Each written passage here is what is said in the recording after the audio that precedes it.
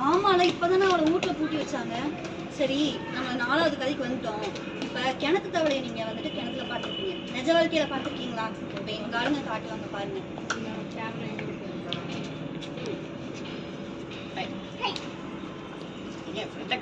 வருவேன். பயங்கரமா இருக்கு. இது கடிக்கிற நண்டு இல்ல, கட்டிக்கிற நண்டு. Super super. गाइस எல்லாரும் வந்து லிசன் பண்ணுங்க. சார் உங்களுக்கு இம்பார்ட்டன்ட் விஷயம் சொல்ல போறாரு. Good morning guys. Good morning sir.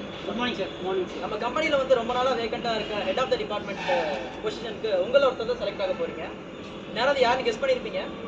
Sir, நம்ம கம்பெனில ஈச் அண்ட் எவ்ரி டே ஒரு நாளுமே வந்து காலை மாலைன்னு பார்க்காம யாராவது வேலை செஞ்சுட்டு இருக்க நம்மளோட சந்தோஷ் சார். நானா? நீங்க தான். Thank you sir. All the best. Thank you. நம்ம கம்பெனியோட புது ஹெட் ஆஃப் தி டிபார்ட்மெண்ட்டா இனிமே நம்ம சந்தோஷமா ஒர்க் பண்ண போறாரு. அண்ட் அது மட்டும் இல்லாம லாஸ்ட் 2 இயர்ஸா வந்து பெஸ்ட் எம்ப்ளாயி அவார்ட் வாங்கிட்டு இருக்க நம்ம மித்ரா அவங்களும் இந்த டைம் நம்ம ஒரு 5K இன்க்ரிமெண்ட் கொடுத்து நாம அவங்கள அப்ரிஷியேட் பண்ணோம்.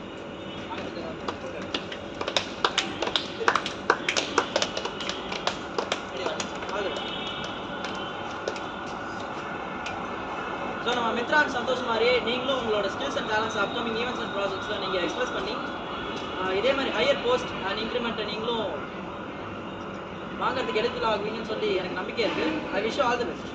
தேங்க்யூ. தேங்க்யூ.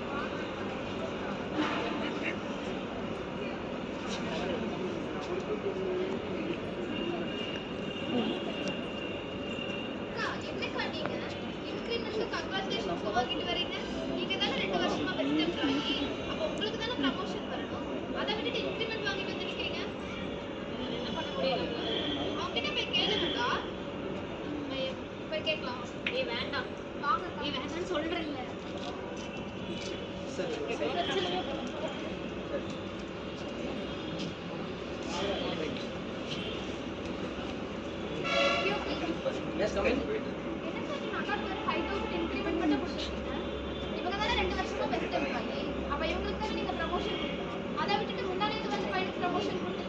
இல்ல பரவாயில்ல, விடுங்க மிஸ். உங்களோட கொஸ்டின் எனக்கு புரியுது. நீங்க கேள்வி கேட்கறது நியாயம் தான். பட் வந்து நம்ம கம்பெனியில் head of the department posting வந்து செலக்ட் பண்றது நானோ இல்லை நம்ம கம்பெனி ஸ்டாஃப்ஸோ இல்லை நம்மளோட அசிஸ்டண்டோ கிடையாது. மேலே இருக்க GM தான் வந்து அந்த பொசிஷனுக்கான ஆள். ஸோ நான் மெயில் பண்ணும்போது உங்கள் நேம் தான் மெயில் பண்ணேன், அவரோட நேம் தான் மெயில் பண்ணேன். பட் நிஜம் சந்தோஷ். இதே மாதிரி நெக்ஸ்ட் ஏதாவது ஆப்பர்ச்சுனிட்டிஸ் வந்தால் நான் கண்டிப்பாக உங்கள் நேம் ஸ்ட்ராங்காக கமிஷன். அன்றைக்கி லாஸ்ட் 2 இயர்ஸாக பெஸ்ட் எம்ப்ளாயாக இருக்கிறதுனால உங்களுக்கு 5% இன்க்ரிமெண்ட் நான் தான் வரேன். So next time I wish you all the best. You can leave. அவர் கிடக்குறாங்க லூசு பையன். இதில் உட்காந்து ஒரே போய் சொல்லிட்டு இருக்காங்க. நீங்கள் தானே உங்களோட ப்ரமோஷன் கேட்கணும். இப்படி தான் கேட்க சொல்கிறேன். உனக்கே தெரியும் வீட்டில் என்னென்ன நடக்குதுன்னு. அந்த 2 குழந்தைகளும் நான் தான் பார்க்கணும். இப்போ அவருக்கும் லெஸ் கொஞ்சமாக தான் சம்பாதிக்கிறாரு. இப்போ நீ வாட்டுக்கு போய் பேசியிருக்க அவருக்கான நீ பேசுறதுக்கான நாங்கள் 2 பேரும் வேலை விட்டு தூக்கிட்டு என்ன பண்ணியிருக்கேன். இப்போ போய் எந்த ஜாப்ல போய் வேலை கேட்டு எப்போ அப்ளிகேஷன் போட்டு எப்போ நம்மளுக்கு வர்றது விடு. நம்ம வீட்டு சுச்சுவேஷன் நம்மளுக்கு தெரியாத இன்க்ரிமெண்ட் சார், அவங்களுக்கு தான் சார் ப்ரொமோஷன் எனக்கு தெரிஞ்சு கொடுத்துருக்கோம். ஏன்னா 2 வருஷமா அவங்க தான் சார் பெஸ்ட் எம்ப்ளாயி. 2 வருஷம் பெஸ்ட் எம்ப்ளாயாக இருந்தால் ப்ரொமோஷன் கொடுத்துருவாங்களா? சார் அதுதான் சார் குவாலிஃபை சார். 2 வருஷம் சார். என்ன குவாலிஃபிகேஷன் இருக்குது அவங்களுக்கு? காலையில் அவங்க வர டைமிங் என்ன சொல்லுங்கள்? ஒரு 8:30 நம்ம ஆஃபீஸ் டைம் என்ன? 7:45 7:45 நம்ம டைம். நம்ம எல்லா எம்ப்ளாயிஸும் 7:45க்கு இன்ஃபன்ஸ் வச்சா அவங்க மட்டும் 8:30க்கு வராங்க. ஏன்? எப்போ பாரு அவங்களுக்கு வந்து பசங்களுக்கு ஸ்கூலுக்கு ரெடி பண்ணணும், அவங்களுக்கு லஞ்ச் பிரேக் ரெடி பண்ணணும், ஹஸ்பண்ட் ஆஃபீஸ்க்கு அனுப்பணும்னு சொல்லிட்டு அதுலேயே மார்னிங் ஓடிடுது. அதுலேயே 1 மணி நேரம் லேட்டாக வராங்க. அப்புறம் பிரேக் டைம்லையும் காணாமல் போயிடுறாங்க. ஆமாம் தானே? அப்புறம் லஞ்ச் பிரேக்கில் அவங்க எங்கே போகிறாங்கன்னு சிசிடிவிக்கே தெரிய மாட்டேங்குது. எங்கே போகிறாங்கன்னு யாருக்கும் தெரியல. வரது லேட்டு. அதுக்கப்புறமா ஈவினிங் ஆனால் 4 o'clock இந்த பையன் இந்த ஸ்கூல்லேருந்து கூப்பிட போகணும், 5 o'clock இந்த பையன் அந்த ஸ்கூல்லேருந்து கூப்பிட போகணுன்னு கிளம்பிடுறாங்க. சரி, அதுக்கப்புறமா அது வேலையை பார்க்குறாங்கன்னு பார்த்தா 6 மணிக்குள்ளே வீட்டுக்கு வரலாம். சரி, எங்கள் வீட்டில் திட்டுறாங்க சார், ஹஸ்பண்ட் கேட்குறாங்க அப்படின்னு அப்பயும் ஓடிடுறாங்க. இந்த மாதிரி எப்போ பாரு பங்க்சுவலாகவே இருக்குது இல்லை. வீக்லி டார்கெட் முடிச்சா மட்டும் போதுமா? நம்ம ஆஃபீஸ்க்குன்னு ஒரு டைம் இருக்குல்ல. இதே நம்ம சந்தோஷ்லாம் பாருங்கள், நம்ம எப்போ வர சொன்னாலும் வருவார். காலையில் 7:45க்கு வர சொன்னால் 7:15க்கே வந்துடுவார் அவர். நம்ம அவர் சொல்கிற வேலையை அவர் செய்வார். நைட்டு மிட் வரையும் இருந்து அவர் ஒர்க் பண்ணுவார்.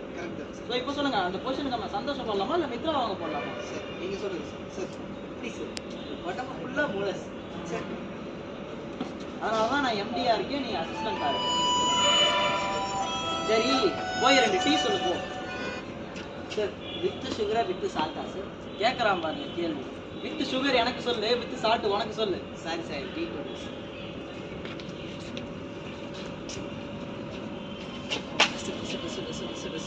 கதையை பார்த்தேன். ஆனா நீ ஸ்டார்டிங் சொன்ன ஒரு கருத்து எனக்கு புரியல.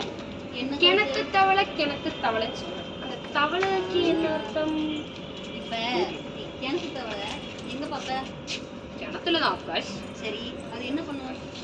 மேலே ஏற ட்ரை பண்ணுவோம், என்ன ஆகும்? மறுபடியும் கீழே தொடுக்குடின்னு விழுவோம். புரிஞ்சுதா? ஓ, என்னதான் புரிஞ்சுதா? மேலே ஏறினாலும் கீழே இறங்கி வந்துடுறோம்.